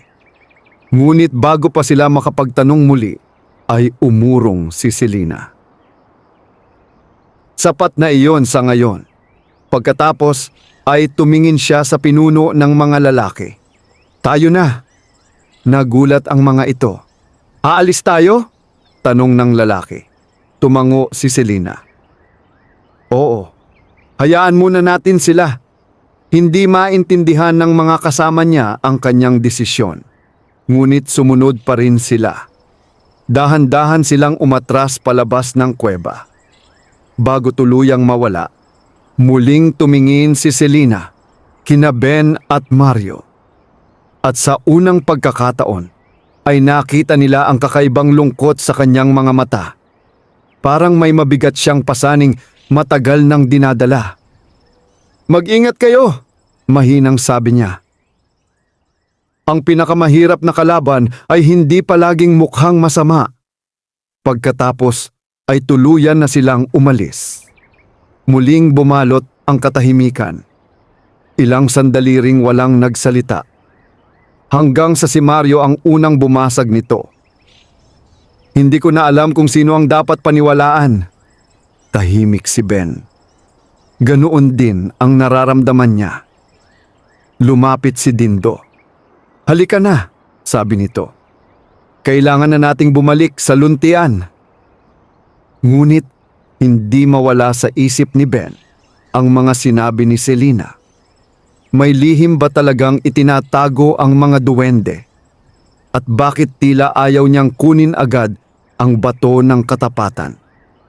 Habang naglalakad sila palabas ng kuweba, mas lalo lamang dumami ang mga tanong sa kanyang isip. Pagdating nila sa labas, ay papalubog na ang araw. Nagkulay kahel ang kalangitan. Ngunit sa malayong bahagi ng bundok, hindi nila napansin ang isang aninong nakamasid mula sa tuktok ng bato. Nakasuot ito ng itim na balabal. At sa kanyang kamay ay may hawak na kakaibang kristal. Tahimik nitong pinagmamasdan ang grupo. Pagkatapos ay ngumiti. Isang malamig at mapanganib na ngiti. Natagpuan na nila ang unang susi. Bulong nito, panahon na upang simulan ang susunod na yugto. Kasabay ng kanyang mga salita ay nagdilim ang kristal na hawak niya. At sa kailaliman ng kagubatan, may isang sinaunang puwersang matagal nang natutulog ang unti-unting nagising. Mahaba ang naging paglalakbay, pabalik sa luntian. Tahimik ang grupo habang tinatahak nila ang makipot na daan sa kagubatan. Hindi tulad ng dati, wala nang masayang usapan sa pagitan ni Ben at Mario. Pareho silang abala sa pag-iisip. Paulit-ulit na bumabalik sa kanilang alaala ang mga sinabi ni Selina. Ang tunay na panganib ay hindi ang itim na agila. May lihim na hindi sinasabi sa inyo. Hindi nila alam kung dapat ba nila itong paniwalaan, ngunit hindi rin nila magawang balewalain. Nang makarating sila sa lihim na lagusan patungo sa luntian, sinalubong sila ng mga bantay na duwende. Agad na kumalat ang balitang matagumpay nilang nakuha ang bato ng katapatan. Nagsaya ang buong pamayanan. Nagpalakpakan ang mga duwende. Nagningning ang mga ilaw sa paligid. Maging si Milo ay masayang tumakbo papunta kina Ben at Mario. "Nakuha ninyo!" Masayang sigaw nito. Ngumiti si Ben. "Oo." Ngunit napansin ng bata na tila may bumabagabag sa kanilang dalawa. "Bakit parang malungkot kayo?" Hindi agad nakasagot si Ben. Sa halip ay hinaplos lamang niya ang ulo ng batang duwende. "Wala iyon." Ngunit alam niyang hindi yun totoo. Makalipas ang ilang sandali, ay ipinatawag sila ni Punong Gabay Amaro sa bulwagan ng kasaysayan. Naroon na rin sina Dindo at Dindoel. Tahimik na nakaupo ang matandang pinuno habang hinihintay silang makapasok. Nang makita niya ang bato ng katapatan, lumiwanag ang kanyang mukha. "Mahusay," sabi niya. "Matagumpay ninyong nalampasan ang unang pagsubok." Dahan-dahang inilapag ni Ben ang bato sa mesa. Agad itong naglabas ng banayad na gintong liwanag. Ngunit sa halip na magdiwang, nagsalita si Mario. "Kailangan po naming magtanong." Napatingin si Amaro sa kanya. "Tungkol saan?" Huminga ng malalim si Mario. "Tungkol sa sinabi ni Selina." Agad na naging tahimik ang silid. Nawala ang nangiti sa mukha ni Dindo at Dindoel. At sa unang pagkakataon ay tila naging mabigat ang tingin ni Amaro. "Ano ang sinabi niya?" tanong nito. Tiningnan siya ni Ben. "May lihim daw kayong hindi sinasabi." Walang sumagot. Mas lalong bumigat ang katahimikan. Doon, nagsimulang makaramdam ng kakaiba sina Ben at Mario. Dahil kung walang itinatago si Amaro, bakit tila nahirapan siyang magsalita? Lumipas ang ilang sandali. Pagkatapos ay napabuntong hininga ang matandang duwende. May ilang katotohanang mahirap ipaliwanag. Napalitan ng pagtataka ang mukha ni Ben at Mario. "Kaya pala," mahinang sabi ni Mario. Hindi sumagot si Amaro. Tumayo siya at naglakad papunta sa isang lumang aparador sa sulok ng bulwagan. Mula roon ay inilabas niya ang isang kahungyari sa pilak. Napakaluma nito at tila napakahalaga. Maingat niya itong binuksan. Sa loob ay may isang lumang larawan na nakaukit sa manipis na metal. Lumapit sina Ben at Mario.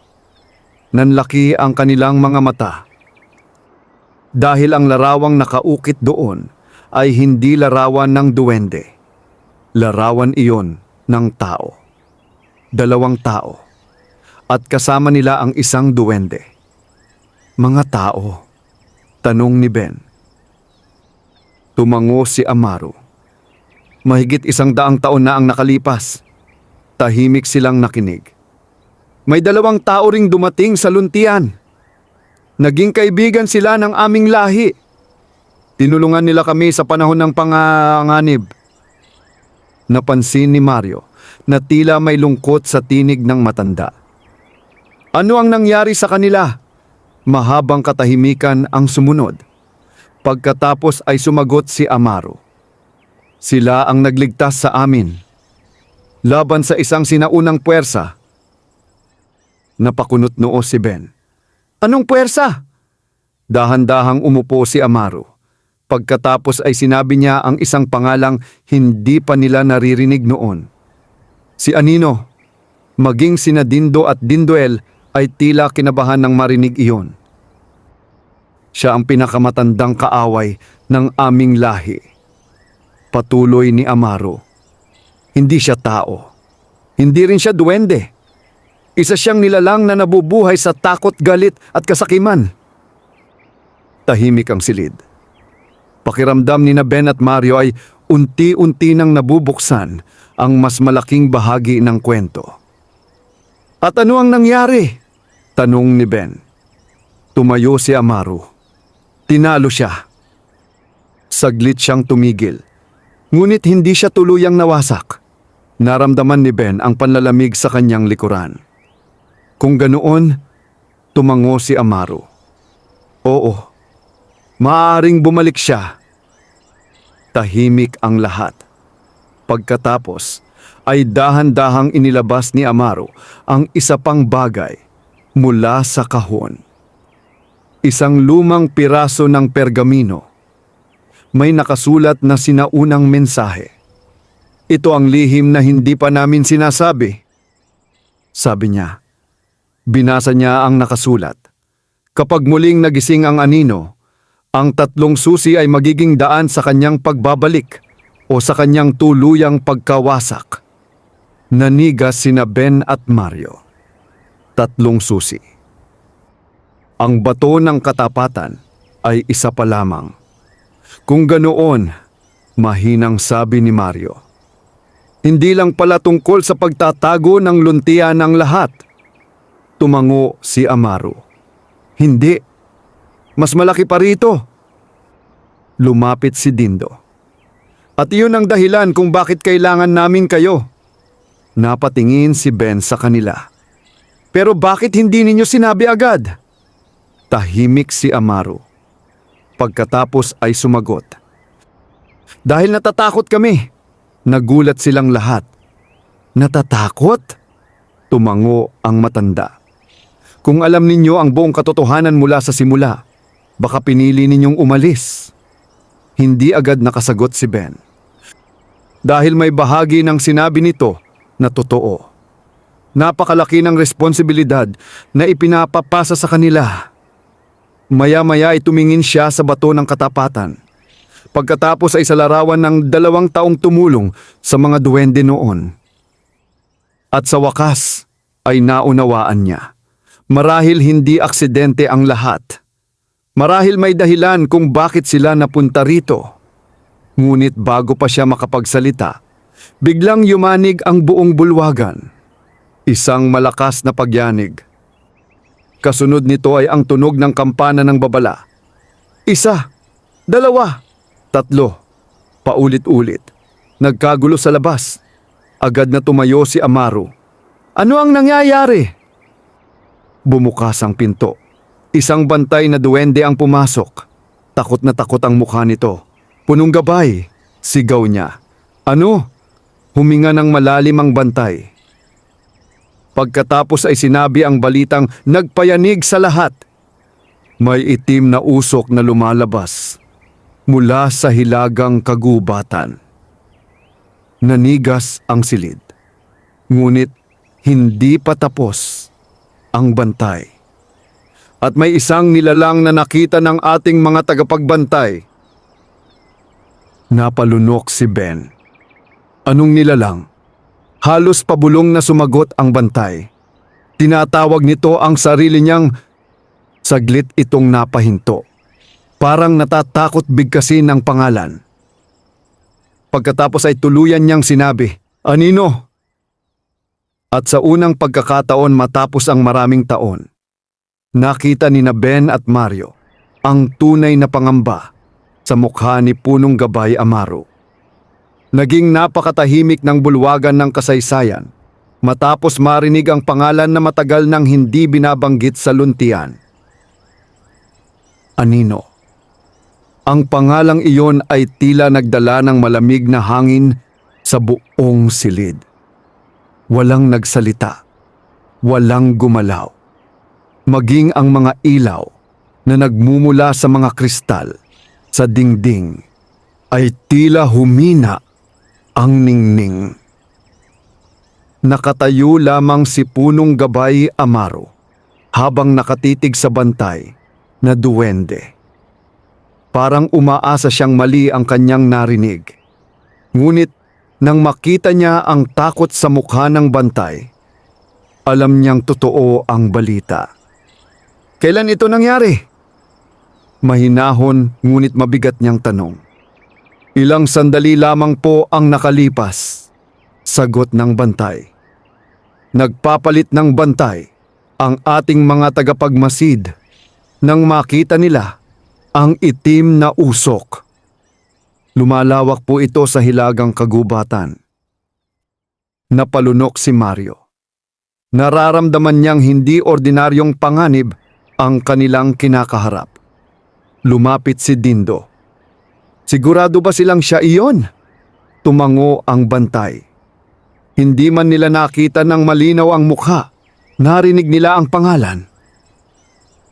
Tahimik na napabuntong hininga si Amaro. Pagkatapos ay tumingin siya kina Ben at Mario. Sa unang pagkakataon mula nang magkakilala sila, nakita ng dalawang magkaibigan ang pagod sa kanyang mga mata. Parang muli niyang pinapasan ang isang laban na inakala niyang tapos na. Kailangan nating maghanda, mahinang sabi niya. Mabilis na kumalat ang balita sa buong luntian. Nagsimula ang mga duwende na maghanda para sa anumang maaaring mangyari.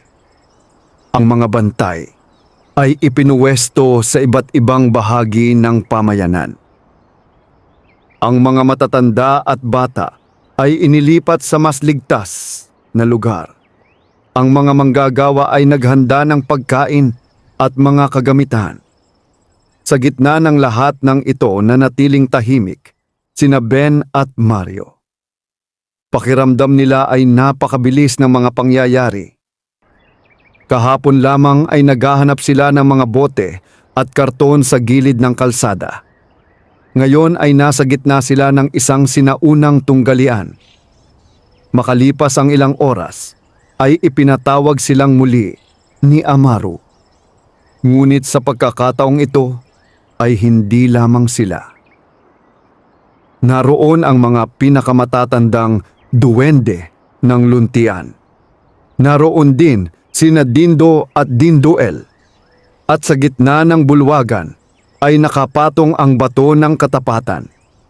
Naglalabas ito ng mas maliwanag na liwanag kaysa dati. Lumapit si Amaro. May panahon na para malaman ninyo ang susunod na hakbang. Tahimik na nakinig ang lahat. Ang bato ng katapatan ay isa lamang sa 3 susi. Tumango si Ben. Iyon ang sinabi ninyo. Naging seryoso ang mukha ng matandang duwende. Ang ikalawang susi ay tinatawag na binhi ng pag-asa. Napatingin ang lahat sa kanya. Nasaan ito? Tanong ni Mario. Lumapit si Amaro sa isang lumang mapa. Ibinuka niya ito sa mesa. Makikita roon ang iba't ibang bahagi ng kagubatan. Ngunit may isang lugar na kakaiba. Isang bahagi ng mapa na tila natatakpan ng maitim na tinta. Itinuro iyon ni Amaro. Sa lambak ng mga nalimutang pangarap, nanlaki ang mga mata ng ilang duwende. Maging sina Dindo at Dindoel ay nagkatinginan. Parang pamilyar sa kanila ang lugar. Ano po iyon? Tanong ni Ben. Huminga ng malalim si Amaro. Isang lugar kung saan nawawala ang pag-asa ng mga pumapasok. Tahimik ang lahat. Maraming taon nang walang nakababalik mula roon. Napakunot noo si Mario. At doon nakatago ang ikalawang susi? Tumango si Amaro. Oo, naging mabigat muli ang katahimikan. Pagkatapos ay nagsalita si Ben. Kailan tayo aalis? Nagulat si Amaro. Hindi niya inaasahan ang tanong. Bukas ng umaga, sagot niya. Tumango si Ben. Kami ang pupunta. Napatingin si Mario sa kanyang kaibigan. Pagkatapos ay ngumiti. Siyempre, sasama ako. Bahagyang natawa ang ilang duwende. Alam nilang hindi mapaghihiwalay ang dalawa. Lumapit sina Dindo at Dindoel. "Kami rin!" sabay nilang sabi. Ngunit bago pa matapos ang kanilang pagpupulong, isang malamig na hangin ang dumaan sa bulwagan. Biglang kumislap ang mga ilaw at sa gitna ng silid ay may lumitaw na maitim na ulap. Nagulat ang lahat. Mabilis na humawak ng sandata ang mga bantay. Ngunit bago sila makakilos, nabuo ang isang anyo mula sa ulap. Isa itong anino ng tao. Matangkad, payat, at may mga matang kulay pula na parang nagliliyab. Napaatras ang lahat, maging si Amaru ay nanigas. Ngumiti ang nilalang. Isang malamig at nakapangingilabot na ngiti. "Matagal-tagal din tayong hindi nagkita," sabi nito. Umalingaw-ngaw ang boses nito sa buong bulwagan. "Anino?" mahinang sabi ni Amaru. Lumawak ang nangiti ng nilalang. "Naaalala mo pa pala ako." Mahigpit na hinawakan ni Amaru ang kanyang tungkod. "Ano ang gusto mo?" Tumawa si Anino. Hindi ito malakas, ngunit sapat upang magdulot ng takot sa sino mang makarinig. "Hindi pa ba malinaw?" sabi nito. "Naparito ako upang kunin ang mga susi." Napatingin ito kina Ben at Mario. At sa unang pagkakataon ay nagtagpo ang kanilang mga mata. Parang may malamig na kamay na humawak sa kanilang mga puso. "Kayong dalawa," sabi ni Anino. "Kayo ang mga bagong pinili." Tahimik silang nakatitig sa nilalang. Ngunit hindi sila umurong. Hindi sila tumakbo. Hindi sila nagtago. Sa kabila ng kanilang takot, nanatili silang nakatayo. Napansin iyon ni Anino. At lalo lamang itong ngumiti. "Kawili-wili!" Pagkatapos ay tumingin ito sa bato ng katapatan. "Panatilihin ninyo muna iyan," sabi nito. "Malapit na rin naman itong mapunta sa akin."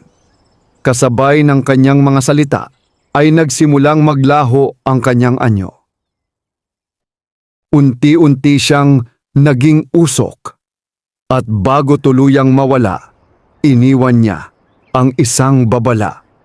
"Hanapin ninyo ang binhi ng pag-asa. Doon magsisimula ang tunay ninyong pagsubok." Tuluyan nang naglaho ang itim na usok. Ngunit naiwan ang mabigat na katahimikan. Walang nagsalita sa loob ng mahabang sandali dahil ngayon ay wala ng pagdududa. Totoo ang banta. Totoo ang anino. At nagsimula na ang laban para sa kapalaran ng luntian. Kinabukasan, bago pa sumikat ang araw, naghanda sina Ben, Mario, Dindo at Dindoel para sa kanilang pinakamapanganib na paglalakbay. Sa kanilang harapan ay ang daan patungo sa lambak ng mga nalimutang pangarap. At sa kanilang likuran ay ang buong pamayanang umaasa sa kanilang tagumpay. Hindi nila alam kung ano ang naghihintay sa kanila roon. Ngunit isang bagay ang tiyak. Ang susunod na hakbang sa kanilang pakikipagsapalaran ay magbabago sa kanilang buhay magpakailanman. Matapos ang mahahabang pagsubok sa paghahanap ng tatlong susi, ang bato ng katapatan, ang binhi ng pag-asa, at ang korona ng pagkakaisa, sa wakas ay narating nina Ben at Mario ang huling yugto ng kanilang paglalakbay. Sa gitna ng sinaunang kagubatan, sa harap ng puno ng liwanag, naganap ang huling paghaharap laban kay Anino. Makapangyarihan si Anino. Bawat galit, takot, at kasakiman ng mga nilalang ay nagpapalakas sa kanya. Habang tumatagal ang labanan, lalo siyang lumalakas. Nasugatan ang maraming tagapagtanggol ng luntian. Nawasak ang ilang bahagi ng kagubatan. At unti-unting nanghihina ang liwanag ng puno ng liwanag. Ngunit sa gitna ng kaguluhan, may isang bagay na hindi kayang sirain ni Anino. Ang pagkakaibigan. Habang nakatayo sina Ben at Mario sa harap ng puno ng liwanag, naalala nila ang kanilang dating buhay. Ang mga gabing natutulog sila sa ilalim ng tulay. Ang mga araw na halos wala silang makain. Ang mga panahong kahit sila mismo ay walang-wala, ngunit handa pa ring tumulong sa iba. Doon nila naunawaan ang tunay na dahilan kung bakit sila napili. Hindi dahil sila ang pinakamalakas. Hindi dahil sila ang pinakamayaman. Hindi dahil sila ang pinakamatalino. Kundi dahil sa kabutihan ng kanilang puso. Sabay nilang itinaas ang 3 susi. Agad na nagliwanag ang buong kagubatan. Ang liwanag mula sa mga susi ay nagsanib at naging isang napakalaking sinag na tumama kay Anino. Sinubukan nitong labanan ang kapangyarihan ng liwanag. Ngunit habang tumatagal, lalo itong humihina. Dahil ang liwanag na iyon ay hindi simpleng mahika. Ito ay liwanag ng katapatan, pag-asa at pagkakaisa, mga bagay na kailanman ay hindi mauunawaan ni Anino. Sa huling pagkakataon ay sumigaw ito sa galit. Pagkatapos ay tuluyan ng naglaho. Kasabay nito ay nawala rin ang maitim na ulap na bumabalot sa kagubatan. Muling sumikat ang araw. Muling umawit ang mga ibon. At muling nabuhay ang bawat halamang nalanta sa panahon ng kadiliman. Nagsaya ang buong luntian. Nagyakapan ang mga duwende. Marami ang napaluha sa tuwa. Lumapit si Punong Gabay Amaro, kina Ben at Mario. Utang namin sa inyo ang aming kaligtasan. Ngunit umiling si Ben. Hindi po. Sama-sama natin itong ginawa. Tumango si Mario. Magkakaibigan tayo. Napangiti si Amaro dahil iyon ang pinakadiwa ng lahat. Hindi kapangyarihan. Hindi kayamanan, kundi pagkakaisa. Lumipas ang mga buwan. Unti-unting bumalik ang katahimikan sa luntian. At bilang pasasalamat, binigyan ng mga duwende sina Ben at Mario ng isang maliit, ngunit magandang lupain sa gilid ng kagubatan. Tinulungan silang magpatayo ng bahay. Hindi na sila muling natulog sa ilalim ng tulay. Hindi na sila muling nagutom. Ngunit kahit nagbago ang kanilang buhay, hindi nagbago ang kanilang mga puso. Patuloy silang tumutulong sa mga mahihirap. Nagbibigay ng pagkain sa mga nagugutom at nag-aabot ng tulong sa mga nangangailangan. Hindi nagtagal, naging kilala sila bilang mga taong may mabuting puso sa buong lalawigan. Samantala, lihim pa ring nanatili ang luntian sa mata ng karamihan. Ngunit tuwing gabi ng kabilugan ng buwan, dumadalaw sina Dindo, Dindoel, at ang batang si Milo sa bahay ni na Ben at Mario. Nagsasalo sila ng pagkain, nagkukwentuhan, at nagtatawanan na parang tunay na pamilya. Isang gabi, habang nakaupo sina Ben at Mario sa harap ng kanilang bahay, pinagmasdan nila ang maliwanag na mga bituin.